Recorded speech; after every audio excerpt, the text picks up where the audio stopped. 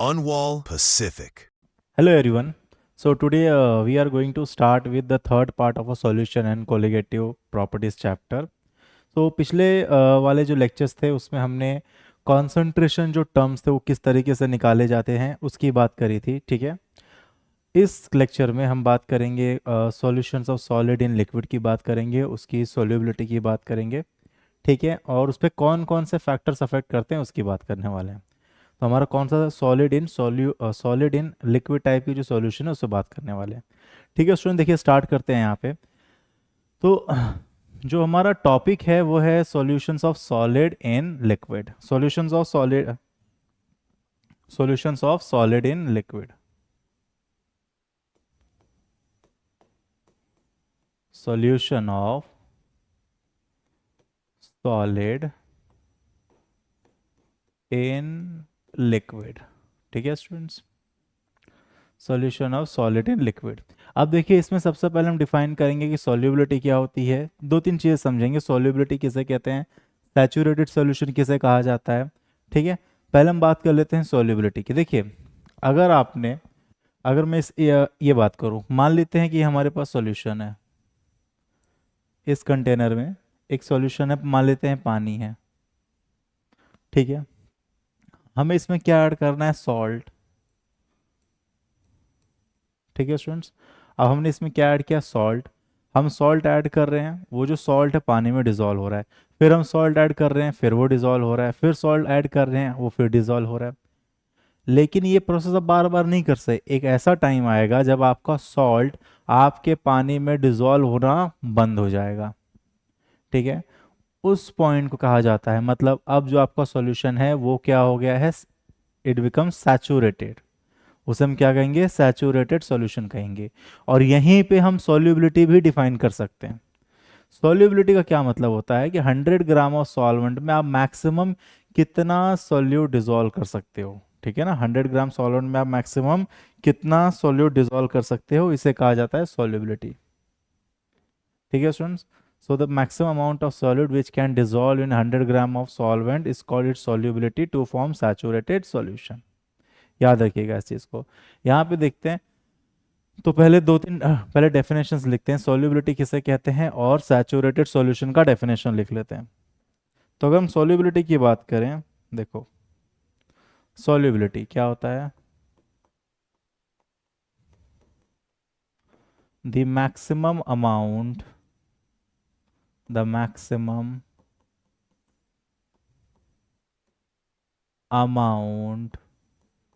of solute, the maximum amount of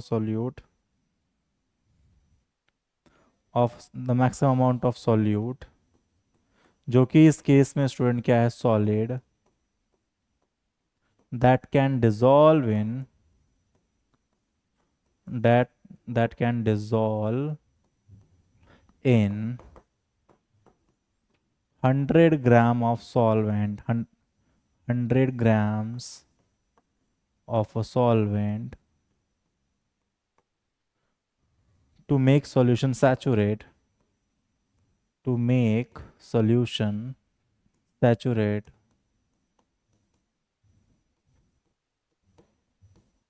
to make solution saturate is called solubility. It's called solubility of a solid, या solid लिख सकते हो, solid, या एक minute, solid और solute in a liquid. ठीक है स्टूडेंट्स, देखिए अभी आपने एक बात समझी, यहाँ पे जो हमें समझने वाली बात यह है कि आपका जो सॉल्ट है वो डिजोल्व होना क्यों बंद हुआ। ठीक है, आपने शुरू में पानी लिया था तो क्या हो रहा था कि आपका नमक पानी में डिजोल्व हो रहा था। आप शुगर भी ले सकते हैं, आप सॉल्ट भी ले सकते हैं, इस केस में हम सॉल्ट ले लेते हैं। तो होता क्या है कि जब शुरू में बात करते हैं हम, शुरू शुरू में, ठीक है, तो क्या होता है, तो जब हम शुरू में बात करेंगे तो देखिए होता ये है कि आपका जो सैचुरेटेड सॉल्यूशन है, ठीक है, वहाँ होता क्या, देखो समझो, आपने सॉल्ट ऐड किया, तो जैसे सॉल्ट ऐड करते हो तो स्टार्टिंग में जो आपका रेट ऑफ डिसोल्यूशन है वो क्या होता है, हाई होता है, और रेट ऑफ क्रिस्टलाइजेशन क्या होता है, लो होता है। जैसे जैसे आप सॉल्ट ऐड करते जाओगे, रेट ऑफ डिसोल्यूशन कम होगा, रेट ऑफ क्रिस्टलाइजेशन बढ़ेगा, रेट ऑफ डिसोल्यूशन कम होगा, रेट ऑफ क्रिस्टलाइजेशन बढ़ेगा, रेट ऑफ डिसोल्यूशन कम होगा, रेट ऑफ क्रिस्टलाइजेशन बढ़ता जाएगा, ये इस तरीके से।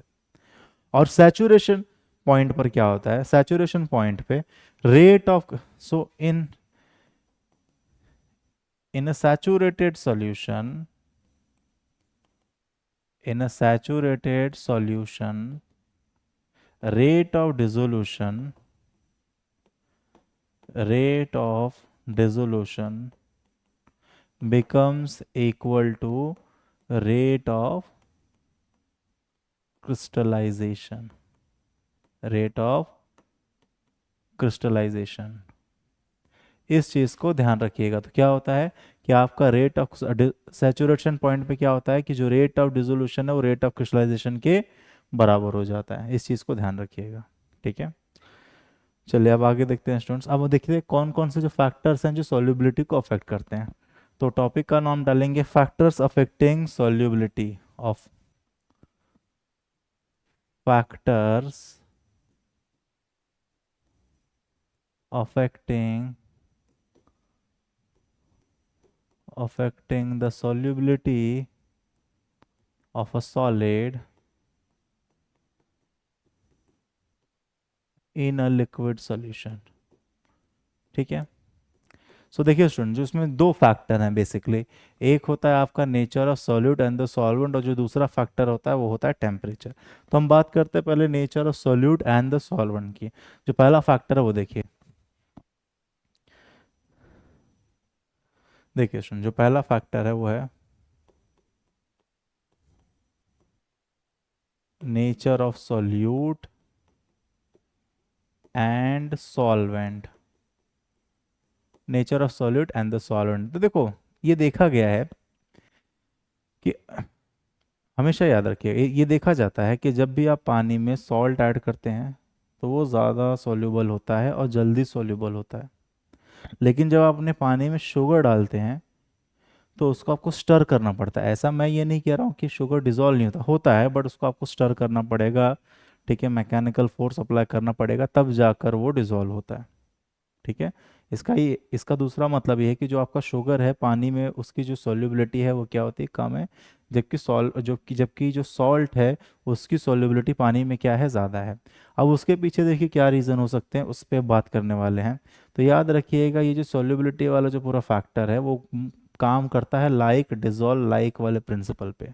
किस प्रिंसिपल पे काम करता है, इट फॉलो द, तो यहाँ पे लिखिएगा the solubility, the solubility of a solid in a liquid, the solubility of a solid in a liquid depends on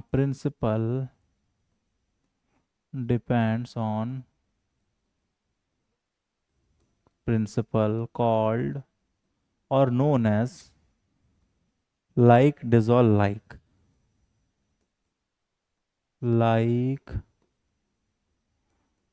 dissolve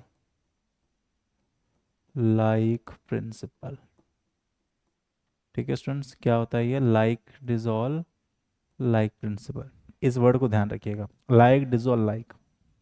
इसका क्या मतलब होता है, इसका ये मतलब होता है कि अगर आपने पोलार सॉल्यूट लिया है तो वो पोलार सॉल्वेंट में ज़्यादा डिजोल्व होगा, और अगर आपने नॉन पोलार सॉल्यूट लिया है तो वो नॉन पोलार सॉल्वेंट में क्या होगा, ज़्यादा डिजोल्व होगा। मतलब अगर जो नेचर आपके सॉल्यूट का है वही नेचर आपके सॉल्वेंट का है तो सॉल्युबिलिटी क्या होगी, ज़्यादा होने वाली है, ठीक है। ये चीज़ है। अब ऐसा क्यों है, देखो भाई, क्योंकि अगर सॉल्यूट और सॉल्वेंट में अगर सेम टाइप के इंटरमॉलिक्यूलर फोर्स ऑफ अट्रैक्शन है ना तो सॉल्युबिलिटी ज़्यादा होती है, याद रखिएगा इस चीज़ को। तो यहाँ पे हम लिखेंगे एग्जाम्पल से आप समझ सकते हो, जैसे जो कॉमन सॉल्ट है, जो आपका कॉमन सॉल्ट है पानी में ज़्यादा घुलता है, जबकि कार्बन टेट्राक्लोराइड में CCl4 में वो कम, CCl4 हो गया या अल्कोहल हो गया उसमें कम डिजोल्व होगा, जबकि आपका जो आयोडीन है वो CCl4 में ज़्यादा डिजोल्व होता है। आयोडीन क्योंकि कोवालेंट कंपाउंड है, याद रखिएगा। सो हमें तो याद रखिएगा, पोलर सॉल्यूट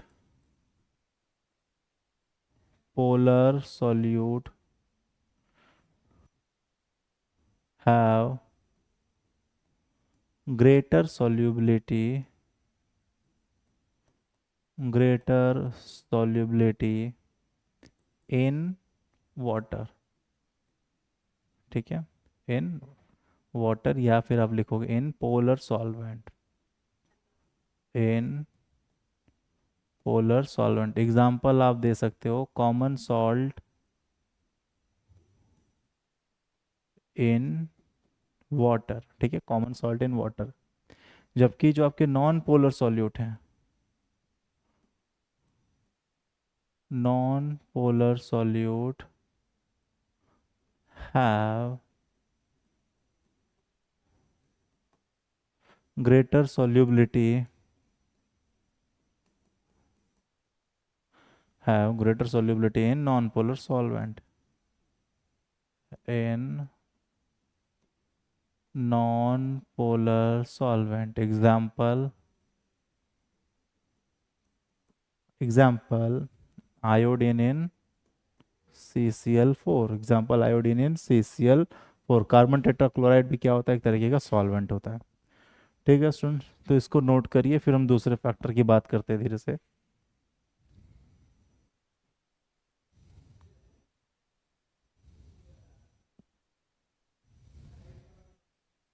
चलिए आगे देखते हैं यहाँ पे। देखिए, कई लोगों को डाउट होता है कि भाई ये जो सॉल्युबिलिटी है, मतलब अगर हम नमक, अगर हम आयोनिक कंपाउंड की बात करते हैं, ठीक है, आयोनिक कंपाउंड, इसको समझने की कोशिश करेंगे कि जो आपका आयोनिक कंपाउंड है वो पानी में डिसॉल्व होता कैसे है, इस प्रोसेस को भी समझ लेते हैं, ठीक है। सो जो मैं कह रहा हूँ उसको ध्यान से सुनिएगा कि अगर हम बात करें सॉल्ट की, तो जैसे ही आप सॉल्ट को वाटर में ऐड करते हैं तो वो पहले ब्रेक डाउन होता है, ठीक है। उस प्रोसेस में जो एनर्जी लगती है उसे कहते हैं लैटिस एंथैल्पी। क्या कहते हैं? लैटिस एंथैल्पी सॉल्ट का, ठीक है। सॉल्ट का पहले सॉल्ट टूटता है, आयंस में कन्वर्ट होता है, देन जो आयंस है वो क्या होते हैं, हाइड्रेट होते हैं, उनका हाइड्रेशन होता है, ठीक है। ये दो स्टेप में आपका जो सॉल्ट है वो पानी में ये जो आयोनिक कंपाउंड्स है या सॉल्ट है ये पानी में डिसॉल्व होते हैं, ठीक है। इसको हम डायग्राम के थ्रू इस तरीके से समझ सकते हैं। देखिए, चलिए इसको इस तरीके से समझते हैं कि अगर हाइड्रेशन समझना चाहें, एक्सप्लेनेशन फॉर सॉल्युबिलिटी,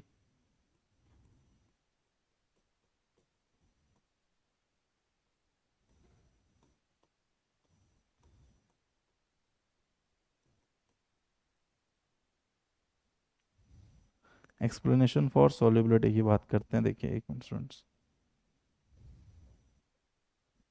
ठीक है।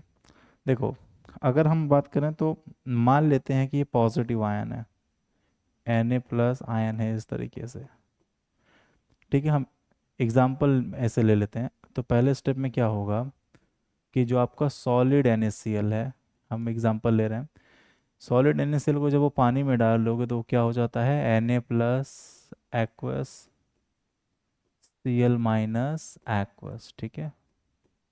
अभी आपने सॉल्ट को तोड़ा है, यहाँ पे जो एनर्जी लगती है उसे हम कहते हैं डेल्टा लैटिस एंथैल्पी। आप इसको इस तरीके से इसको इस तरीके से लिख सकते हैं, ठीक है। यहाँ पे जो एनर्जी लगती है उसे हम क्या कहते हैं, लैटिस एंथैल्पी।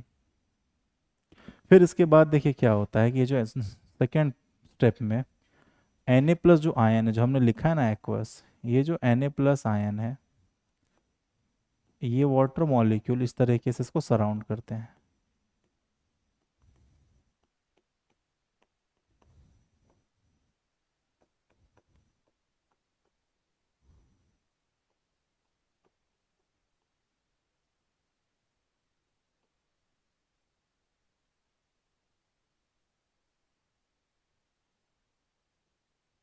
ठीक है स्टूडेंट्स। अब ये देखिएगा आप, सो यहाँ पे क्या होता है कि जो वाटर का जो नेगेटिव पोल है, delta two minus, delta two minus, delta two minus, delta two minus, delta two minus, यहाँ पे क्या है आपका delta plus, delta plus, delta plus, so delta plus, delta plus.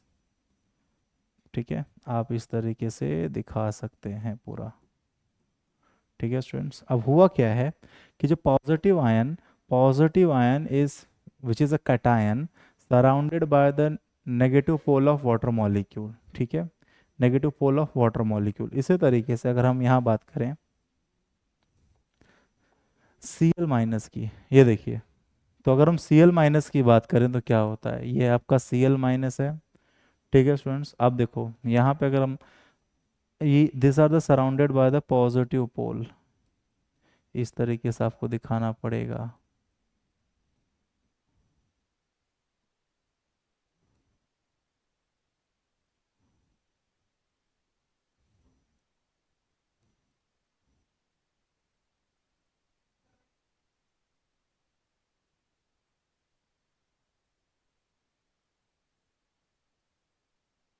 ठीक है, ये इस तरीके से सराउंड करते हैं। So these are the positive, positive, positive, ये भी क्या है आपका पॉजिटिव है, this is positive, delta plus, delta plus, delta plus, delta plus, ये है आपका delta two minus, delta two minus, delta two minus, delta two minus, delta two minus and delta two minus. देखिए यहाँ पे हुआ क्या है, Na plus is surrounded by the Na plus is surrounded by the negative pole of water molecule, whereas the Cl minus is surrounded by the Cl minus around the positive pole of the water molecule। इस process को कहा जाता है hydration. इस process क्या कहा जाता है, हाइड्रेशन। ठीक है, और इसको हम इस तरीके से दिखाएंगे। देखिए इस प्रोसेस को कहते हैं हाइड्रेशन, और इसको, इसमें जो एनर्जी इन्वॉल्व है उसे कहते हैं हाइड्रेशन एंथैल्पी। याद रखिएगा इस बात को।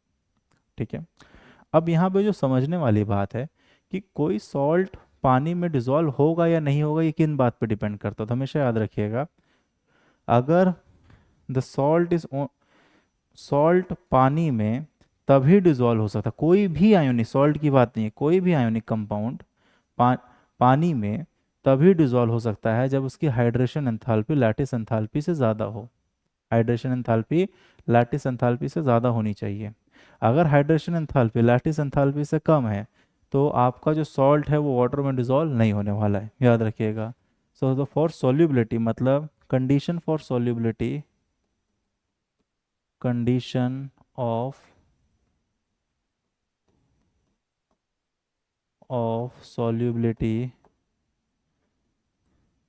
इन वाटर, वो क्या है, जो आपकी हाइड्रेशन एंथैल्पी है students, hydration enthalpy is greater, should be greater than lattice enthalpy. ये कंडीशन है, हाइड्रेशन एंथैल्पी हमेशा क्या होना चाहिए, लैटिस एंथैल्पी से ज़्यादा होना चाहिए। अभी आप बोलेंगे ये क्यों कंडीशन, देखिए इसको भी समझने की कोशिश करते हैं। जब आप सॉल्ट को पानी में डालते हैं, ठीक है, तो सॉल्ट ब्रेक डाउन हो जाता है। अब ये भी एक प्रोसेस है, तो आप तो कोई एनर्जी दे नहीं रहे हो ना सिस्टम को, आप समझिए इस बात को, आप सिस्टम को कोई भी किसी भी तरीके की एनर्जी दे नहीं रहे हो। ठीक है, तो सिस्टम वो इस प्रोसेस को करने के लिए जो पानी है या उसे हम जो सिस्टम कहें, तो एनर्जी आ कहाँ से रही है, तो देखिए होता क्या है कि लैटिस सॉल्ट को तोड़, जो सॉल्ट का जैसे मीडियम चेंज होगा वो आयंस में कन्वर्ट होंगे। So when ions trapped by water molecule it releases energy, और जो एनर्जी रिलीज हो रही है वही यूटिलाइज होती रहती है सॉल्ट को ब्रेक डाउन करने के लिए। समझे बात को, मैं एक बार फिर से रिपीट कर देता हूँ कि मैंने यहाँ पे क्या बात करी है। आप सॉल्ट को पानी में डालते हैं, मीडियम चेंज होने पे वो आयंस में कन्वर्ट हुए, जैसे ही वो आयंस में कन्वर्ट होते वाटर मॉलिक्यूल उनको ट्रैप करते हैं। इस प्रोसेस में एनर्जी रिलीज होती है। अब देखिए आया ना एनर्जी, अब ये जो एनर्जी रिलीज होती है वो बाकी के जो सॉल्ट को ब्रेक करने के लिए काम आती है। फिर ये प्रोसेस लगातार कंटिन्यू होते चले जाता है। जो एनर्जी रिलीज हुई वो सॉल्ट को क्या करेगी, ब्रेक डाउन करेगी, फिर आयंस बने, फिर हाइड्रेशन होगा, फिर एनर्जी रिलीज होगी, फिर हाइड्रेशन होगा, फिर एनर्जी रिलीज होगी, सॉल्ट ब्रेक डाउन होगा। तो ये प्रोसेस लगातार आपका क्या होता है, चलते रहता है। एक लाइन में हमेशा याद रखिएगा क्या जरूरी होता है? Hydration enthalpy should be greater than lattice enthalpy, hydration enthalpy should be greater than lattice enthalpy, ये एक बहुत इंपॉर्टेंट पॉइंट है। ठीक है स्टूडेंट्स, तो ये है आपका सॉल्युबिलिटी की बात हमने कर ली। सो आपका सॉल्ट पानी में किस तरीके से डिजोल्व होता है, क्यों डिजोल्व होता है, वो भी हमने यहाँ पे सीख लिया। चलिए अब अगले फैक्टर की बात करेंगे। तो हो गया सॉल्युबिलिटी फैक्टर। तो अगला फैक्टर है हमारा स्टूडेंट टेम्परेचर। बहुत इंपॉर्टेंट फैक्टर है टेम्परेचर। ठीक है, चलिए। So the second factor is, जो है वो है टेम्परेचर।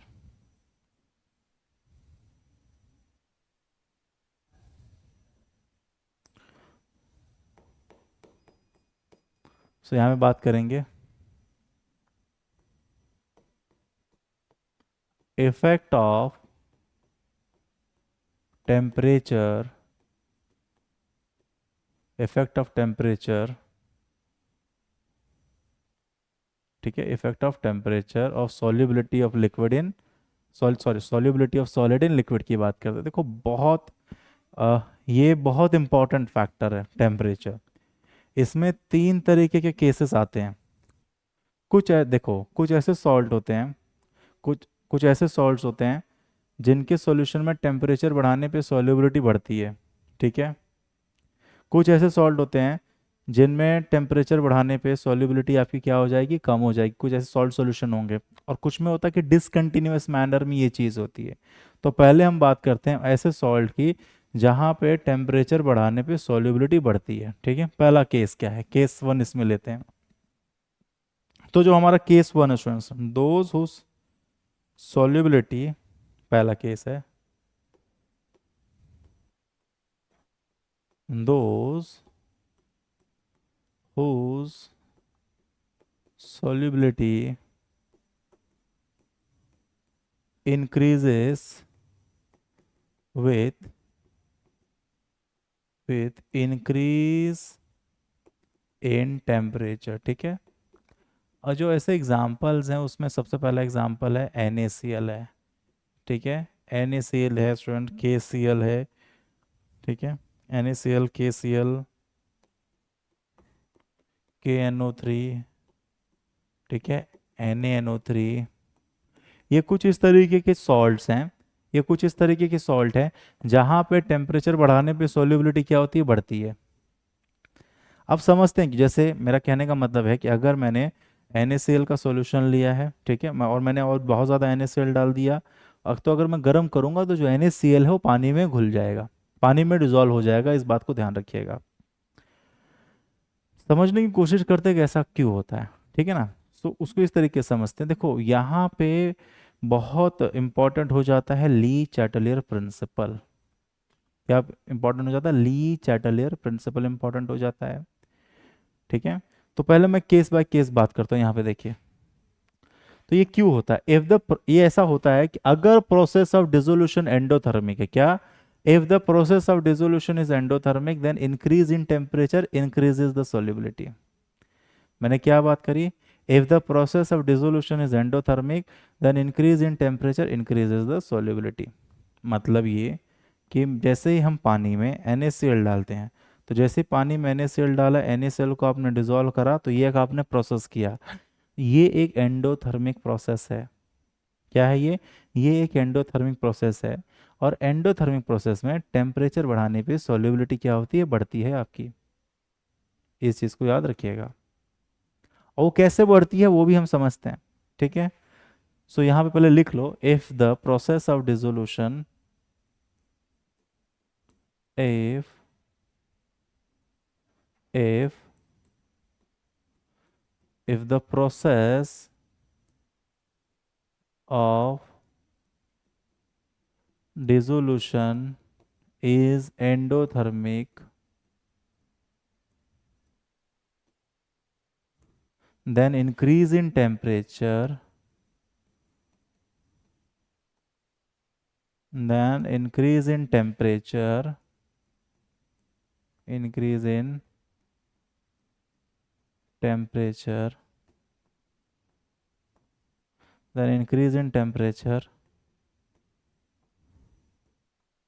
Increases the solubility. ठीक है। सो एक बात तो आपको समझ आएगी कि इन सॉल्ट को जब पानी, इन सॉल्ट के जो सॉल्यूशंस हैं, ये जो इस प्रकार के जो सॉल्ट है, यहाँ पर टेम्परेचर बढ़ाने पे सॉल्युबिलिटी बढ़ती है। वो क्यों बढ़ती है? क्योंकि यहाँ पे प्रोसेस ऑफ डिसोल्यूशन एंडोथर्मिक है।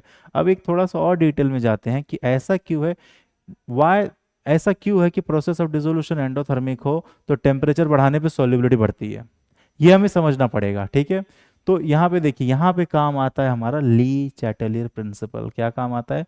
ली चैटेलियर प्रिंसिपल, याद रखिएगा स्टूडेंट्स, ली चैटेलियर प्रिंसिपल। तो इसको हम इस तरीके से लिख सकते हैं, सॉल्यूट, क्योंकि एंडोथर्मिक है ना, सॉल्यूट प्लस सॉल्वेंट, ये क्या है स्टूडेंट, प्लस हीट, क्योंकि एंडोथर्मिक प्रोसेस है, ये क्या बन रहा है आपका, सॉल्यूशन। ठीक है। तो होता ये है कि जब आप टेम्परेचर बढ़ाते हैं तो इक्विलिब्रियम जो है, टेम्परेचर बढ़ाने पे इक्विलिब्रियम कहाँ शिफ्ट होता है, बैक। टेम्परेचर बढ़ाने पे इक्विलिब्रियम जो है आपका फॉरवर्ड डायरेक्शन में शिफ्ट होगा, क्योंकि एक एंडोथर्मिक प्रोसेस है। कैसा प्रोसेस है ये? एक एंडोथर्मिक प्रोसेस है, याद रखिएगा।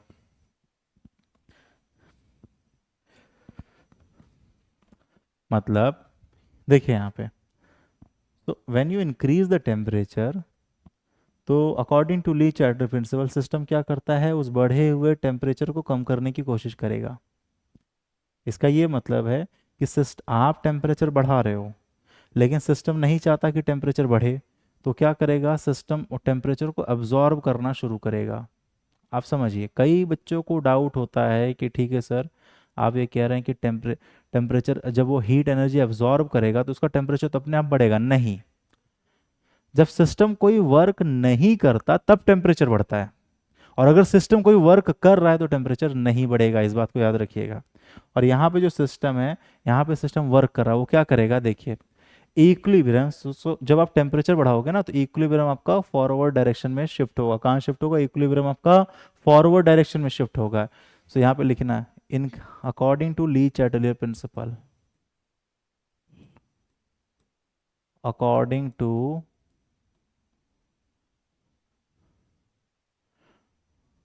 According to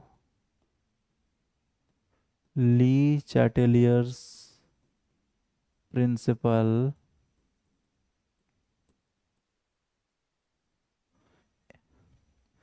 in increase in temperature, increase in temperature shifts equilibrium in forward direction. मतलब ये कि जब आप टेम्परेचर बढ़ाते हैं तो इक्विलिब्रियम फॉरवर्ड डायरेक्शन में शिफ्ट होता है, और फॉरवर्ड डायरेक्शन में आपको क्या मिल रहा है? सॉल्यूशन। फॉरवर्ड डायरेक्शन में आपको क्या मिल रहा है स्टूडेंट? सॉल्यूशन मिल रहा है। ठीक है। सॉल्यूशन मिलेगा, इसका मतलब है कि आपका जो सॉल्ट है पानी में और घुलेगा। तो याद रखिए। अच्छा, कई स्टूडेंट्स को इस बात को इतना याद रखने में देखिए बोलेंगे, देखिए कंसेप्चुअल क्लैरिटी के लिए ज़रूरी है, ठीक है, इतना पूरा पढ़ना। लेकिन अगर आप एक लाइन में याद रखना चाहते हैं तो ऐसे याद रखना, नोट लिख लेना यहाँ पे, at higher temperature, at higher temperature, at higher temperature endothermic reaction favours, endothermic reaction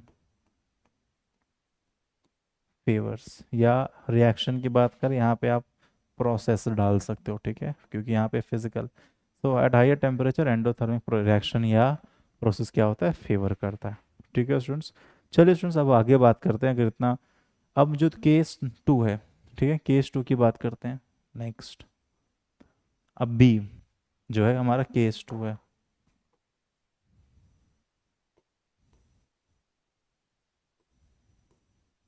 अब यहाँ पे अगर हम देखें case to,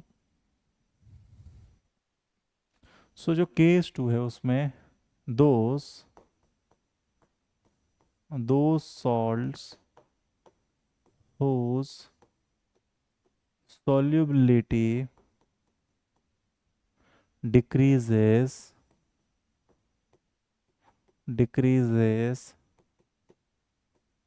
with increase in temperature with increase in temperature. ठीक है स्टूडेंट्स, ऐसे भी देखिए, इसमें अगर हम एक आध दो एग्जांपल दें कौन कौन से हैं, तो जो पहला एग्जांपल आता है आपका सोडियम का लिथियम कार्बोक्सी सीरियम सल्फेट है। ठीक है स्टूडेंट, सीरियम सल्फेट है, लिथियम कार्बोनेट है। ठीक है, लिथियम कार्बोनेट है, लिथियम दो बार होगा यहाँ पे, लिथियम कार्बोनेट है। उसके बाद है आपका सोडियम कार्बोनेट है। इसी तरीके से एक और सॉल्ट है, sodium carbonate monohydrate, sorry sodium carbonate monohydrate, यही है सोडियम कार्बोनेट मोनोहाइड्रेट। ठीक है स्टूडेंट्स, याद रखिएगा इस चीज़ को।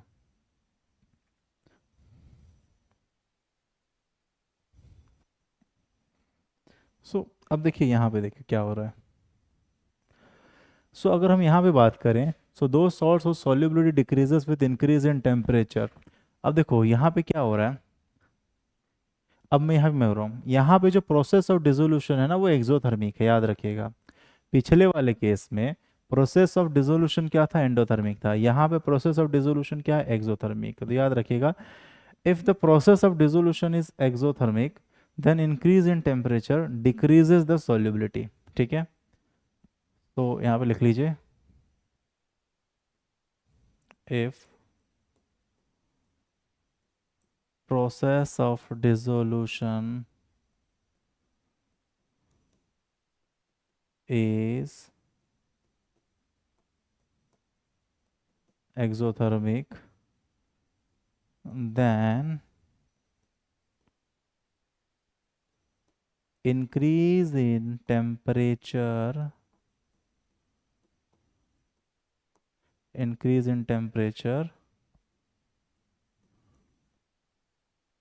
decreases the solubility। ठीक है, ऐसा क्यों हो रहा है देखिए, ये अगेन वही ली चार्टर प्रिंसिपल अप्लाई करिए। लो टेम्परेचर पे एक्सोथर्मिक रिएक्शन क्या होता है, फेवर होता है। ठीक है ना, लो टेम्परेचर पे। तो अगर आप टेम्परेचर बढ़ाएंगे तो एंडोथर्म टेम्परेचर बढ़ाने पे फिर ये प्रोसेस फेवर नहीं होगा ना। जैसे यहाँ पे समझिए इस बात को, अगर मैं इसको ऐसे लिखूँ, solute plus solvent is in a reversible with is in reversible condition with solution, और यहाँ पे हीट एनर्जी रिलीज हो रही है, ये एक एक्सोथर्मिक प्रोसेस है। क्योंकि हमने बोला ना, यहाँ पे जो प्रोसेस ऑफ डिसोल्यूशन क्या है, एक्सोथर्मिक है। ठीक है, solute plus solvate is in a reversible condition में सॉल्यूशन प्लस हीट। ठीक है, अब यहाँ पे देखो होता क्या है कि आप जैसे ही टेम्परेचर बढ़ाओगे, क्या करोगे, टेम्परेचर जब बढ़ाओगे, increase in temperature, increase in temperature shift equilibrium shift in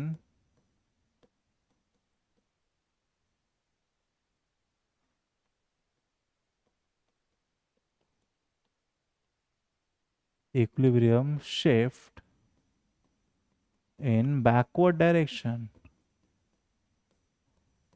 in backward direction. याद रखिएगा ये बात, क्योंकि देखो क्या होता है कि लो टेम्परेचर पे अगर टेम्परेचर आप कम करोगे तो इक्विलिब्रियम क्या होगा, फॉरवर्ड डायरेक्शन में जाएगा। और टेम्परेचर कम करने पे इक्विलिब्रियम फॉरवर्ड डायरेक्शन, मतलब वो सॉल्यूशन को फेवरेबल कंडीशन होगी, आपका सॉलिड जो है लिक्विड में ज़्यादा डिसॉल्व होगा। लेकिन जैसे ही आप टेम्परेचर को बढ़ाते हो, इक्विलिब्रियम आपका बैकवर्ड डायरेक्शन में जाता है। इसका ये मतलब है कि आपका सॉलिड जो है लिक्विड से अलग हो रहा है। समझे बात को, उसकी सॉल्युबिलिटी क्या हो रही है, कम हो रही है। इस बात को याद रखिएगा। ठीक है, ये भी ली चार्टर प्रिंसिपल के थ्रू ही आपको पढ़ना होता है। चलिए, ये तो हो गया इनक्री देखिए ये क्या था, if this is the effect of temperature. जब आप टेम्परेचर बढ़ाते हो तो सॉल्युबिलिटी बढ़ती है। याद रखिएगा यहाँ पे ना, सॉल्युबिलिटी चाहे बढ़ी हो चाहे कम हुई हो, वो सब कुछ कंटिन्यूस मैनर में हुआ है। कौन से मैनर में हुआ है, सब कुछ कंटिन्यूसली हुआ है, कुछ भी डिसकंटिन्यूस मैनर में नहीं हुआ है। लेकिन कुछ ऐसे सॉल्ट होते हैं जहाँ पे सॉल्युबिलिटी बढ़ती तो है बट डिसकंटिन्यूस मैनर में बढ़ती है। ठीक है, तो उनके बारे में थोड़ा सा डिस्कशन यहाँ पे कर लेते हैं हम लोग। चलिए नेक्स्ट देखते हैं, अगला जो केस है, केस 3। इसको हम ग्राफ के थ्रू समझेंगे। देखिए स्टूडेंट्स, तो सी, those salts whose solubility whose solubility those salts whose solubility does not increase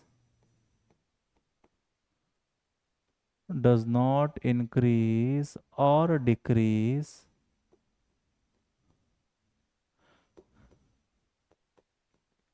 continuously. Those salt whose solubility does not increase or decrease continuously. ठीक है स्टूडेंट्स, इस ये सॉल्ट है। कौन से सॉल्ट्स हैं? जैसे एग्जांपल अगर हम देखें, एग्जांपल है जैसे आपका, चलिए यहाँ पे सीधा प्रोसेस को समझते हैं। पहले ये समझते हैं कि ऐसा क्यों होता है। देखिए, कभी कभार क्या होता है, जो सॉल्ट होता है ना वो पॉलीमॉर्फ, कुछ सॉल्ट्स ऐसे होते हैं जो पॉलीमॉर्फिज्म शो करते हैं, या फिर अनहाइड्रस से हाइड्रस से अनहाइड्रस फॉर्म में जाते हैं। तो जो ऐसे सॉल्ट्स होते हैं ना, उनका टेम्परेचर बढ़ाने पे सॉल्युबिलिटी बढ़ तो रही है, बट वो कंटिन्यूस मैनर में नहीं बढ़ रही है। एक एग्जांपल के थ्रू हम यहाँ पे समझने की कोशिश करते हैं, वो क्या है? वो ये है, जैसे सोडियम सल्फेट डेकाहाइड्रेट है, ठीक है, एग्जाम्पल सोडियम सल्फेट डेकाहाइड्रेट है, ठीक है। 32.4 डिग्री सेल्सियस पे ये सोडियम सल्फेट में कन्वर्ट हो जाता है। किस में कन्वर्ट होता है? सोडियम सल्फेट में कन्वर्ट होता है। अब ये एक फॉर्म है, ये दूसरा फॉर्म है, तो ये 32.4 डिग्री सेल्सियस क्या है? ये ट्रांजिशन टेम्परेचर है। This is called transition temperature है, ठीक है। सो देखिए अब हो क्या रहा है कि आप टेम्परेचर बढ़ा रहे हैं, टेम ठीक है। तो जैसे टेम्परेचर जैसे आपने बढ़ाया, तो टेम्परेचर बढ़ा, कंटिन्यूस मैनर बढ़ने का मतलब टेम्परेचर बढ़ा रहे हो, सॉल्युबिलिटी भी बढ़ रही है उसके साथ, टेम्परेचर बढ़ा रहे हो, सॉल्युबिलिटी भी उसके साथ बढ़ रही है।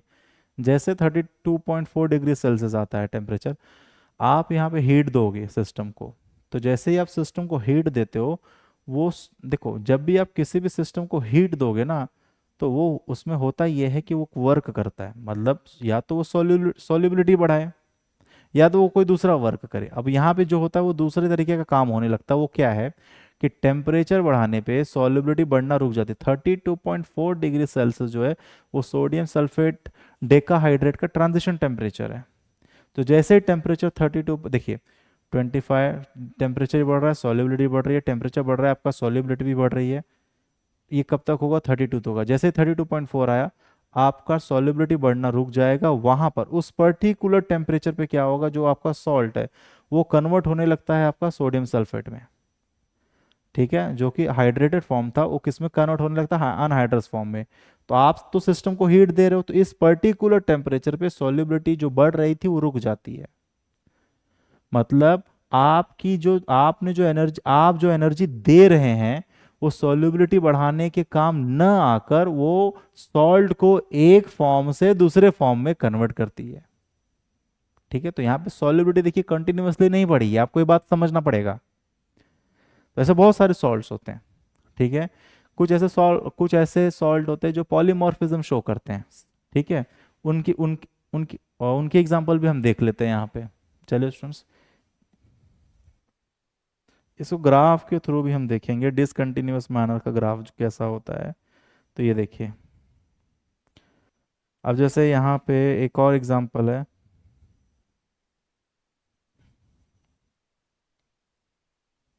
कैल्शियम क्लोराइड 6, जैसे एक और एग्जांपल हम लें, कैल्शियम क्लोराइड 6H2O, ठीक है। वो कन्वर्ट होता है पहले कैल्शियम क्लोराइड 4H2O में, so again which converted into calcium chloride decahydrate में, ठीक है। अमोनियम नाइट्रेट की अगर हम बात करें, ठीक है, अमोनियम नाइट्रेट NH4NO3, ये कौन सा फॉर्म है? अल्फा फॉर्म है। तो जब आप इसको, ये भी किस में कन्वर्ट होने लगता है? Ammonium nitrate, this is also converted into beta form, ठीक है। इसको बोल देंगे बीटा फॉर्म। सो ये की एग्जांपल, एक ये एग्जांपल, एक ये एक एक ये एग्जांपल है जहाँ पे सॉल्युबिलिटी देखिए बढ़ तो रही है, टेम्परेचर बढ़ाने पे सॉल्युबिलिटी बढ़ तो रही है, बट वो डिसकंटिन्यूअस मैनर में बढ़ती है, क्योंकि जो आपका सॉल्ट है वो ट्रांजिशन में जाने लगता है, और जब वो सॉल्ट ट्रांजिशन में जाता है तो उस पर्टिकुलर टेम्परेचर पे सॉल्युबिलिटी बढ़ना रुक जाती है। अगर हम इसको ग्राफ के थ्रू समझें तो एक ग्राफ इसका बना लेते हैं, जो आपके एनसीईआरटी में देखिए ग्राफ दिया हुआ है, ठीक है।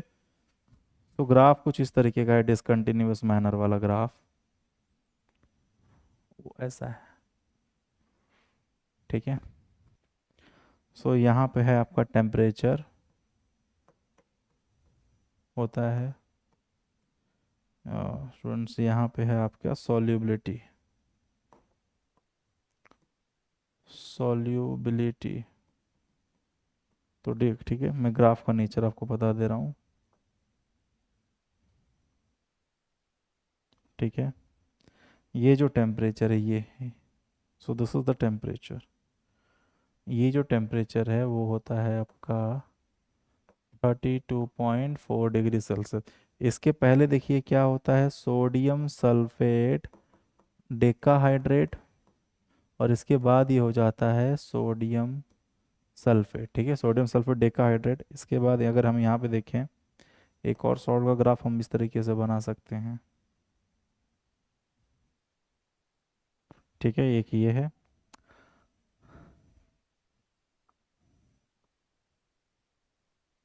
सो आप ये पॉइंट देखिए, आप अगर इन ग्राफ को देखें, थोड़े बाहर चले गए हैं एक्सेस से, थोड़ा इसको और बना कर देते हैं, ठीक है।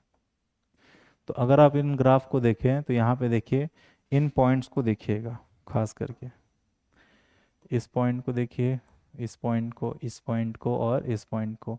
ये सब जो है ट्रांजिशन टेम्परेचर कहे जाते हैं। क्या कहे जाते हैं, अलग अलग सॉल्ट केस में ट्रांजिशन टेम्परेचर अलग अलग होते हैं, जहाँ पे वो जो हम पाया है, सो दैट, ठीक है, ये ट्रांजिशन टेम्परेचर्स होते हैं। और यहाँ पे मैं लिख देता हूँ कैल्शियम क्लोराइड, ये किसका है, कैल्शियम क्लोराइड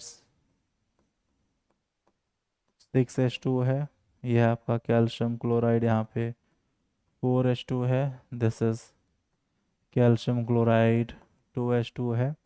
यह आपका अमोनियम नाइट्रेट का है, ये अमोनियम नाइट्रेट है, ये यहाँ पे अल्फा फॉर्म है, और यहाँ पे अमोनियम नाइट्रेट का बीटा फॉर्म है, ठीक है स्टूडेंट्स। याद रखिएगा सॉल्युबिलिटी, देखिए यहाँ पे सॉल्युबिलिटी टेम्परेचर बढ़ाने पे सॉल्युबिलिटी बढ़ तो रही है, बट डिसकंटिन्यूअस मैनर में बढ़ रही है, बढ़ते गई फिर डिसकंटिन्यूअस होके फिर बढ़ रहा है, ठीक है, याद रखिएगा इस चीज़ को। तो अब आगे देखते हैं एक और ग्राफ। अगर आप जो पहले वाले जो दो केसेस है उसका हमने ग्राफ नहीं ड्रॉ किया, तो वो भी ग्राफ ड्रॉ कर लेते हैं। अगर केस इनकी बात करें तो वो ये हैं, ये वाले ग्राफ, ये भी एनसीईआरटी में ये ग्राफ दिया गया है। तो ग्राफ कुछ इस तरीके से है स्टूडेंट्स,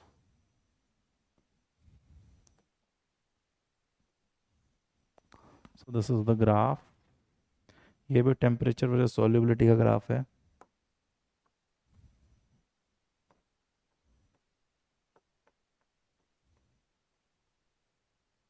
टेम्परेचर वर्सेस सॉल्युबिलिटी।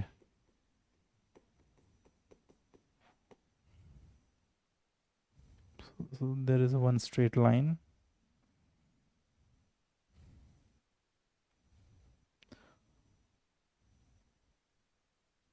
तो एक ग्राफ है आपका इस तरीके का, जो कि है सीरियम सल्फेट,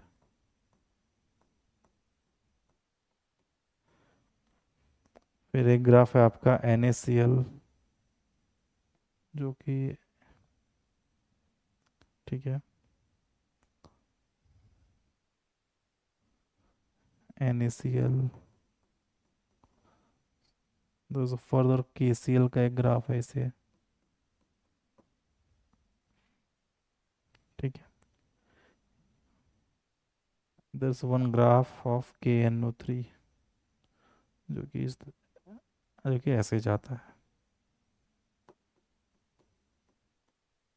KNO3, और एक है आपका NaNO3 का ग्राफ, कुछ इस तरीके से आप बना सकते हैं। इम्पॉर्टेंट पॉइंट क्या है यहाँ पे, देखिए इम्पॉर्टेंट पॉइंट ये है कि अगर आप इन ग्राफ में देखें तो इम्पॉर्टेंट पॉइंट ये है कि कोई किसी भी तरीके की डिसकंटिन्यूटी नहीं आई है, ठीक है ना। किसी भी तरीके की डिसकंटिन्यूटी नहीं आई है टेम्परेचर बढ़ाने पे। या तो सॉल्युबिलिटी कंटिन्यूअसली बढ़ी है या तो सॉल्युबिलिटी कंटिन्यूअसली कम हुई है, इस बात को याद रखिएगा।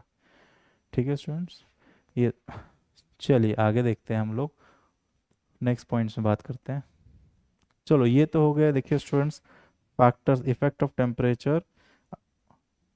टेम्परेचर हो गया सॉल्युबिलिटी पे। ठीक है, सॉलिड इन लिक्विड की जो सॉल्युबिलिटी हम पढ़ रहे थे, टेम्परेचर का इफेक्ट हो गया। अब आगे देखते हैं नेक्स्ट कुछ पॉइंट्स हैं, वो क्या है। तो देखिए स्टूडेंट्स, जो अगला टॉपिक है वो है हमारा factors affecting the solubility of a gas and liquid। ओ वाह, व्हाट अ टॉपिक। ठीक है, factors affecting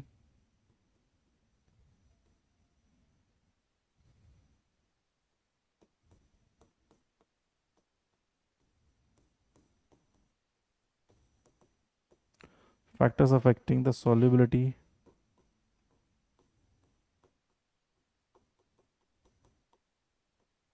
of a gas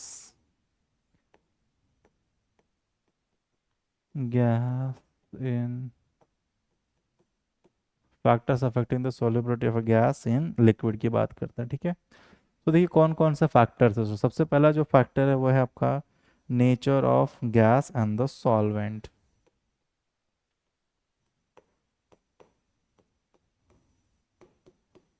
nature of the gas and the solvent. देखिए students, nature of the gas and the solvent. अब यहाँ पे important point क्या है, वो गैस, अब सुनिएगा ध्यान से, अगर मैं पानी को सॉल्वेंट लूँ तो गैसेस केस में वो गैसेस सॉल्वेंट में ज़्यादा डिसॉल्व होती हैं जो सॉल्वेंट के साथ रिएक्ट होती हैं। ठीक है स्टूडेंट्स, वो गैसेस जो सॉल्वेंट के साथ रिएक्ट होती हैं वो ज़्यादा सोल्यूबल भी होंगी, और वो गैसेस जो सॉल्वेंट के साथ बिल्कुल रिएक्ट नहीं होती उनकी सोल्यूबिलिटी भी क्या होती है, कम होती है। एग्जाम्पल अगर हम यहाँ दें, तो एग्जाम्पल की अगर हम बात करें तो वो क्या है, देखिए एग्जाम्पल्स अगर देखें तो जैसे examples CO2, NH3, SO2, SO3 etc. are more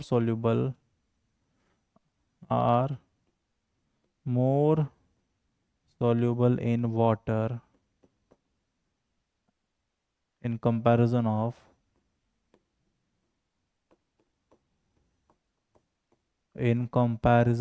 H2, O2, N2 etc. ठीक है, इन गैसेस के। अब ऐसा क्यों है, ऐसा क्यों है, देखिए जैसा कि हम जानते हैं कि जो CO2 गैस है, अगर आप CO2 गैस है उसको आप पानी में मिलाएंगे तो मिलता आपको मिलेगा कार्बोनिक एसिड। क्या मिलता है स्टूडेंट्स, तो you will get carbonic acid CO2 को। इसी तरीके से आप अगर SO2 गैस को वाटर में मिलाएंगे तो आपको मिलता है सल्फ्यूरस एसिड। ठीक है, SO3 को मिलाएंगे तो आपको मिलता है सल्फ्यूरिक एसिड। ठीक है स्टूडेंट्स, और अगर आप अमोनिया को मिला रहे हैं तो आपको मिलता है, ठीक है, अमोनियम हाइड्रोक्साइड। सो इन गैस की सॉल्युबिलिटी पानी में ज़्यादा क्यों है, उसकी वजह ये है कि ये पानी के साथ ज़्यादा क्या है, रिएक्ट हो रही हैं। पानी के साथ जो गैसेस रिएक्ट होगी उनकी ऑब्वियसली उनकी पानी में उनकी सॉल्युबिलिटी क्या होगी, ज़्यादा होने वाली है, इस बात को ध्यान रखिएगा। ठीक है स्टूडेंट्स, आगे देखते हैं। जबकि हाइड्रोजन गैस है, ऑक्सीजन गैस है, नाइट्रोजन गैस है, पानी में कम सॉल्यूबल है। देखिए ऐसा नहीं कि सॉल्यूबल नहीं है, कम सॉल्यूबल है। यहाँ पे बात क्वांटिटी की हो रही है, मैं ये नहीं कह रहा हूँ कि बिल्कुल नहीं सॉल्यूबल है, लेकिन कम है। ठीक है, इसको याद रखिएगा। चलो स्टूडेंट्स आगे देखते हैं, आगे ये पॉइंट है।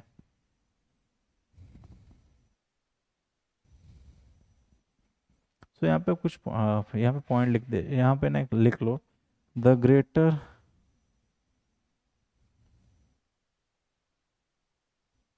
The greater solubility of gases,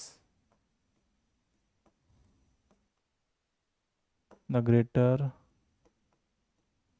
solubility of gases due to their reactivity, due to their reactivity with water. अच्छा, क्या हाइड्रोजन, तो हाइड्रोजन ऑक्सीजन या ये जो ऑक्सीजन गैस है या नाइट्रोजन गैस है वो किस में ज़्यादा घुलेंगी? वो इथाइल अल्कोहल में। किस में ज़्यादा? वो इथाइल अल्कोहल में ज़्यादा डिसॉल्व होंगे। ठीक है, याद रखिएगा इस चीज़ को। तो चलिए वो पॉइंट भी लिख लेते हैं यहाँ पे।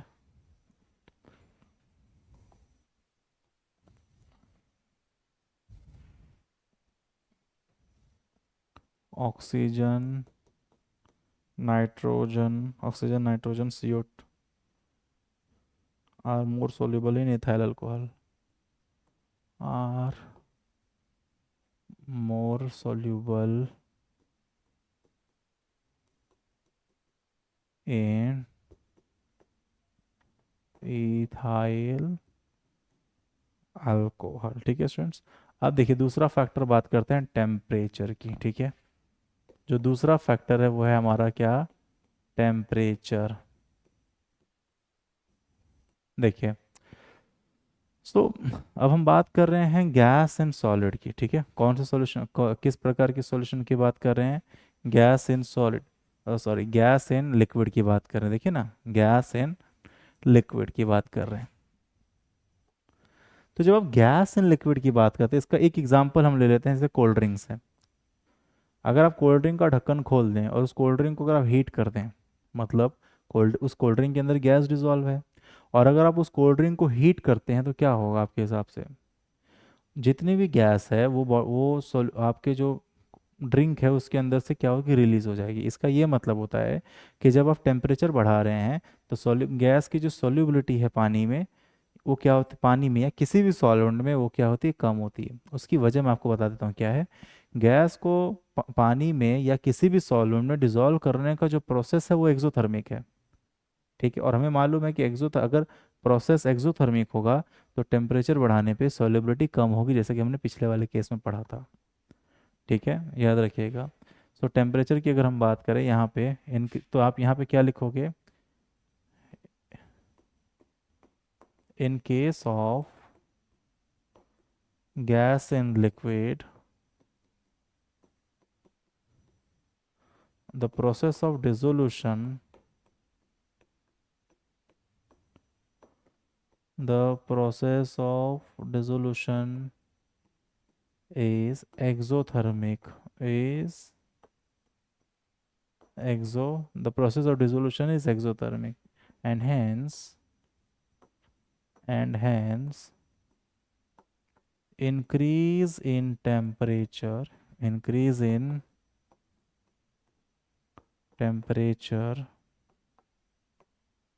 decreases the solubility, decreases the solubility and hence decreases the solubility। याद रखिएगा इस चीज़ को। चलिए स्टूडेंट्स आगे देखते हैं। सो ये तो एक टॉपिक हो गया। एक मिनट, चलो ये तो इसमें से इतना ही काफ़ी है। अब आगे देखते हैं यहाँ पे इफेक्ट ऑफ प्रेशर, थर्ड। हाँ, ये सबसे इंटरेस्टिंग है।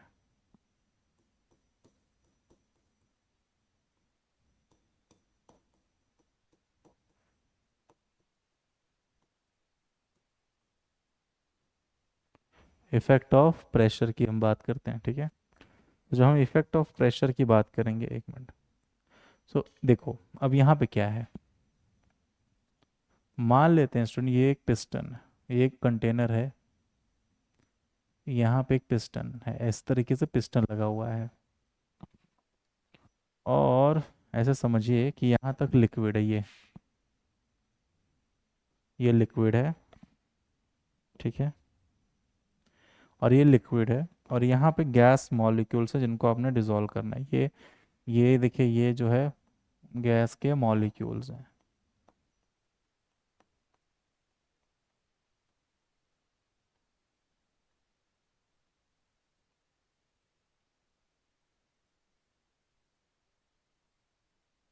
ठीक है। अब ये बात है। सो अगर हम एक्सटर्नल प्रेशर यहाँ पे अप्लाई करें, क्या अप्लाई करें, एक्सटर्नल प्रेशर अप्लाई करेंगे तो क्या होगा। तो ये देखिए, तो जब आप एक्सटर्नल प्रेशर अप्लाई करोगे तो गैस कंप्रेस होगी, और गैस कंप्रेस होकर आपके लिक्विड में डिसॉल्व होगी। इसका ये मतलब होता है कि जब आप प्रेशर बढ़ाते हैं तो गैस की सॉल्युबिलिटी पानी में बढ़ती है या किसी भी सॉल्वेंट में बढ़ती है। इस चीज़ को याद रखिएगा। इसको कहते हैं हेनरीज लॉ। क्या कहते हैं, हेनरीज लॉ। तो हेनरीज लॉ क्या होगा,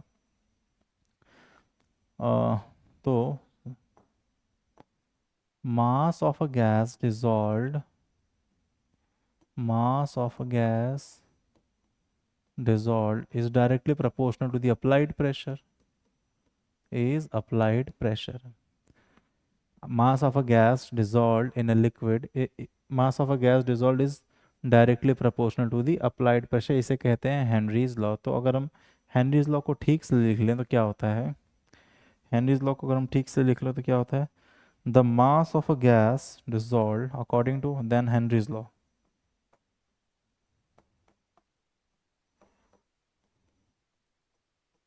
देन हेनरीज लॉ की अगर हम बात करें तो हेनरीज लॉ कुछ इस तरीके का होगा। At a given temperature, at a given temperature given, या फिर आप लिखोगे at constant temperature the mass of gas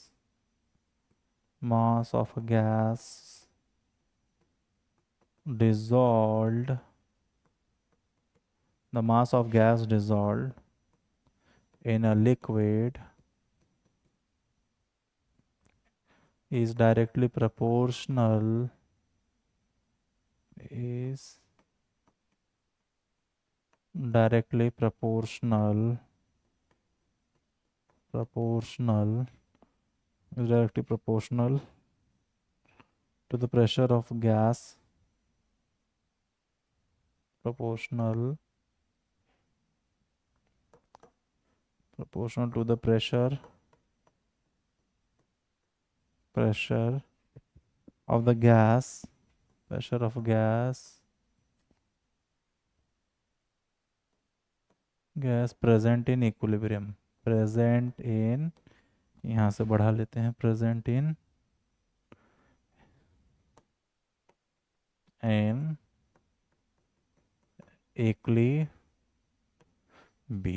equilibrium. ठीक है स्टूडेंट्स, याद रखिएगा इस चीज़ को। सो ये है आपका हेनरीज लॉ। लेकिन थोड़ा सा ना इसका देखिए मॉडिफाइड वर्जन भी हमें देखना है, ठीक है, सिर्फ इतना काफ़ी नहीं है। और वो क्या है देखिए, चलिए वो देखते हैं क्या। जो अब एक केस की बात करते हैं, मान लेते हैं स्टूडेंट ये मामला कुछ इस तरीके का हो, मोल फ्रैक्शन के टर्म्स में लिखते हैं। सो ऐसा है कुछ कंडीशन, मान ये कंटेनर है आपकी, ठीक है, यहाँ पे मान लेते हैं कि पिस्टन है, ठीक है, ये पिस्टन है, ये हमारा लिक्विड है। ये क्या है स्टूडेंट, ये हमारा लिक्विड है। अब ऐसा मान लेते हैं कि ये जो स्पेस है ये वाला, ठीक है, इस स्पेस में मिक्सचर ऑफ गैसेस हैं। क्या है, मिक्स मतलब सिर्फ एक गैस ना हो, कई प्रकार, ये सिर्फ एक गैस ना हो, मिक्सचर ऑफ गैसेस हो। तब हम क्या करेंगे देखते हैं यहाँ पे। तो इसको इस तरह बना लेते हैं।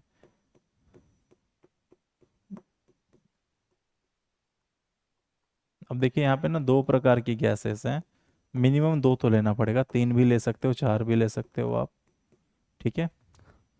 सो एक और कलर ले लेते हैं, जैसे आई थिंक ये विजिबल, एक ये वाला कलर ले लेते हैं, ठीक है।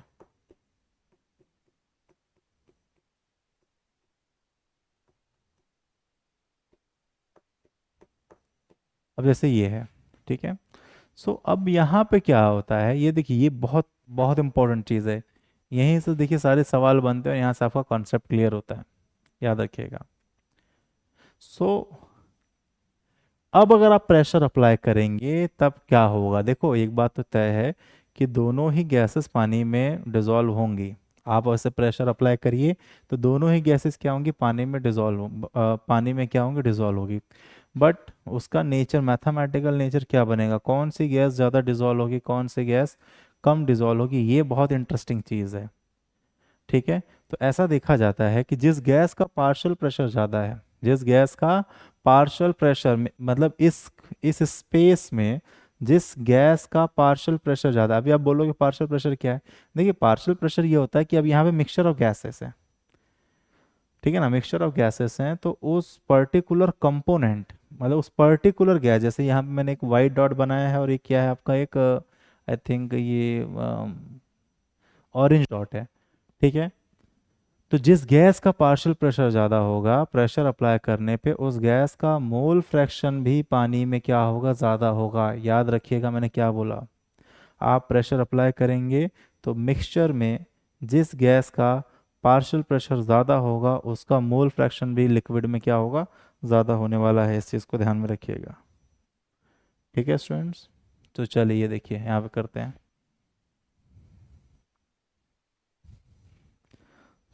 अब स्टेटमेंट हम लिख लेते हैं।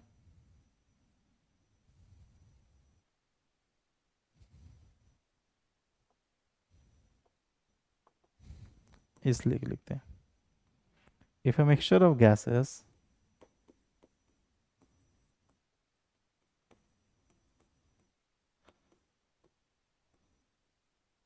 if a mixture of gases are simultaneously in equilibrium with liquid,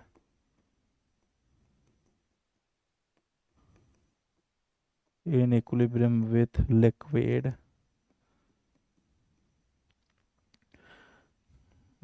at a particular temperature,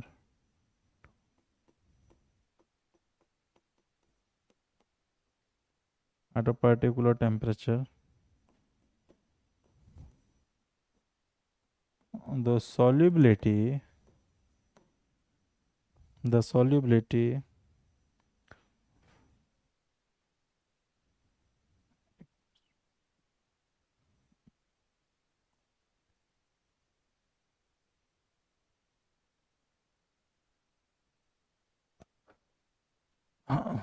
चलिए स्टूडेंट ये देखिए, so the particular temperature, the solubility of any gas in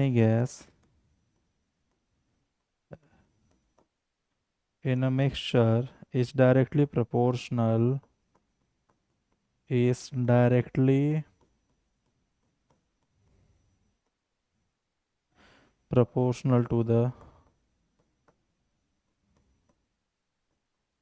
to the partial pressure of that gas in mixture, of that gas in of that gas in mixture। ठीक है students. और अगर हम mole fraction के term में बात करें, mole fraction के टर्म में बात करेंगे तो हो जाएगा काई ए is equal to K dash into P A,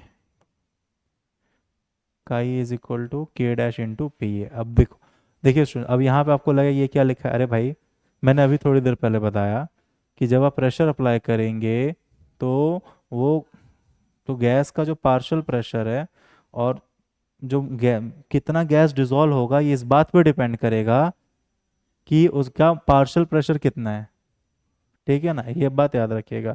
तो chi is equal to K dash into, so partial pressure of a gas A is directly proportional to the partial pressure of ए।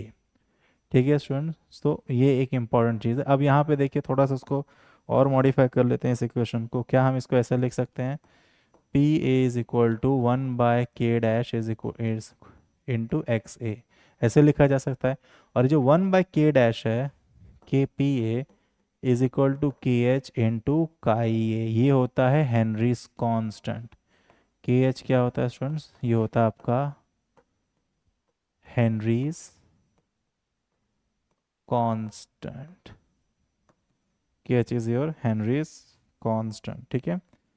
तो अब ये लॉ को हम लिख ले, ठीक है। के एच क्या है आपका, याद रखिएगा ये जो 1/k डैश था इसकी जगह हमने क्या लिखा है, के एच। अब आगे देखते हैं, थोड़ा इसको और डिफाइन कर लेते हैं। अगर इसको मैं स्टेटमेंट के फॉर्म में लिखने जाऊं, द पा ठीक है, the partial pressure of any gas in a vapor phase is directly proportional to the mole fraction of that gas in a liquid state. Mole fraction of that gas in the solution, देखो इस तरीके से लिख देते हैं, the partial pressure of a gas, the partial pressure of a gas in vapor phase, in a vapor phase is directly proportional to the mole fraction of that gas, mole fraction of that gas, mole fraction of the gas, that gas in solution, ठीक है students. तो ये statement है आपका, ठीक है ना, इसको याद रखिएगा, ठीक है स्टूडेंट्स। चलिए, तो ये हो गया आपका हेनरीज कांस्टेंट। अब देखो, थोड़ा सा हम ये देख लेते हैं, ये जो हेनरीज कांस्टेंट है इसके एप्लीकेशन क्या है, ये बहुत इंपॉर्टेंट होते हैं, ठीक है।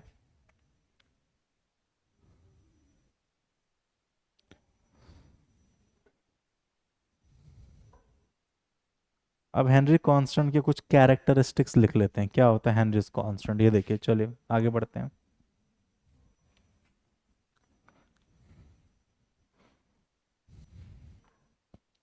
कैरेक्टरिस्टिक्स ऑफ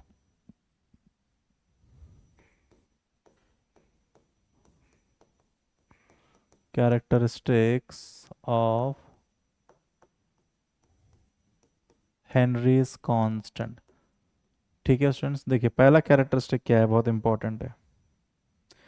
पहला पॉइंट, के H is the function of gas, is the function of gas. इस पॉइंट का मतलब क्या है, इसका मतलब क्या होता है कि जो के एच होता है वो गैस के नेचर पे डिपेंड कर रहा है। Henrys constant is depend on the nature of the gas, ठीक है, याद रखिएगा। Point number 2, greater the value of kh,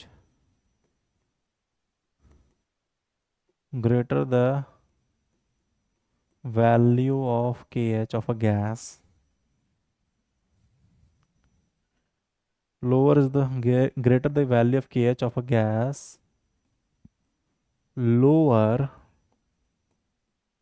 lower its solubility, lower is the solubility of the gas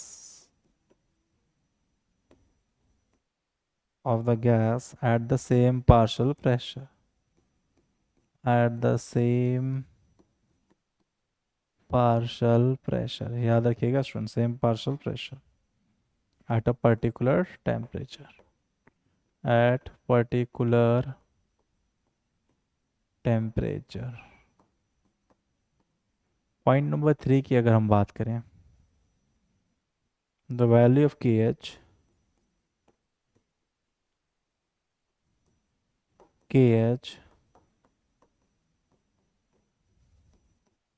increases with temperature, increases with temperature, ठीक है। जितना ज़्यादा temperature बढ़ाओगे KH की value बढ़ेगी, और जितना ज़्यादा केएच की वैल्यू बढ़ेगी गैस की सॉल्युबिलिटी भी सॉल्वेंट में क्या होगी, उतनी कम होने वाली है। इस चीज़ को याद रखिए, बहुत इंपॉर्टेंट कैरेक्टरिस्टिक्स हैं, ठीक है।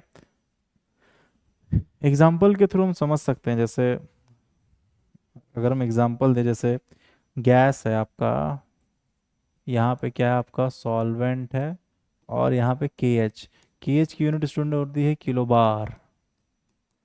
ठीक है, अब जैसे ये है, अगर हम यहाँ देखें किलो बार, गैस क्या है आपकी, हाइड्रोजन है, सॉल्वेंट आपका अगर वाटर हो, सॉल्वेंट क्या हो स्टूडेंट, वाटर।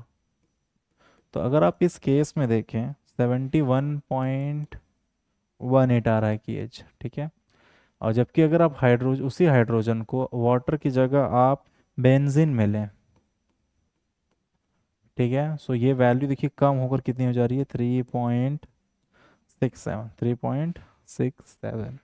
इसका क्या मतलब है, अगर इस तरीके का डेटा दिया है तो इसका ये मतलब होता है कि जो आपका हाइड्रोजन है पानी में तो बहुत कम सोल्यूबल है, लेकिन बेंजीन में जो है उसकी सोल्यूबिलिटी क्या है, काफ़ी ज़्यादा है। बेंजीन में सोल्यूबिलिटी क्या है उसकी, काफ़ी ज़्यादा है। इसको आपको इस तरीके से समझना है। ठीक है, ये एग्जामिनेशन में इस तरीके से पूछा जा सकता है आपसे। और ये 3 पॉइंट्स याद रखिएगा, ये बहुत ही इंपॉर्टेंट पॉइंट्स हैं हेनरीज कांस्टेंट के लिए। चलिए स्टूडेंट्स, अब थोड़ा सा हम देख लेते हैं लिमिटेशन ऑफ हेनरीज लॉ। ठीक है, limitation of Henry's law, next slide पे ले लेते हैं इसको। लिमिटेशन ऑफ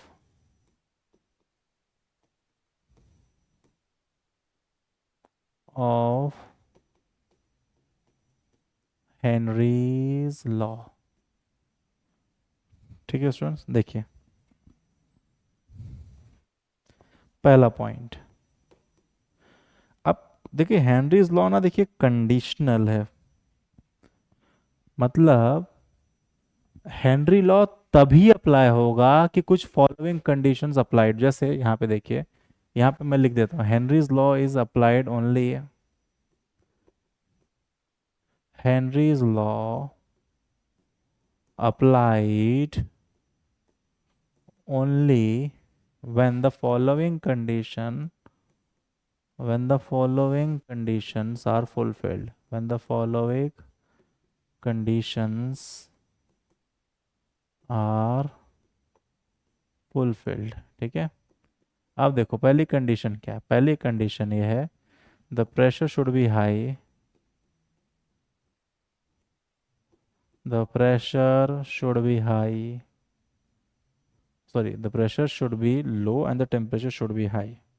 ठीक है ना, the pressure should be low and temperature should be high। ठीक है, तभी आप टेम्परेचर, अब देखो जब आप इसके डिमांड करते हो ना, इसका अगर आप कह रहे हो कि प्रेशर क्या हो आपका कम हो, टेम्परेचर क्या हो ज़्यादा, इसका मतलब है कि आप आइडियल सॉल्यूशन या आइडियल गैस की तरफ भी, आइडियल गैस की डिमांड कर रहे हो। किसकी डिमांड कर रहे हो स्टूडेंट, आइडियल गैस की तरह डिमांड कर रहे हो। इसका क्या दूसरा पॉइंट है, इसको लिख देते हैं, the gas should the gas should behave like an ideal gas, behave like an, the gas should behave like an ideal gas। तीसरी जो कंडीशन है जो फुलफिल होनी चाहिए, the gas should not react with, the gas should not react with solvent. ठीक है ना, the gas should not react with solvent, ये तीसरी कंडीशन है जो कि बहुत इंपॉर्टेंट कंडीशन है students. The gas should not react with solvent.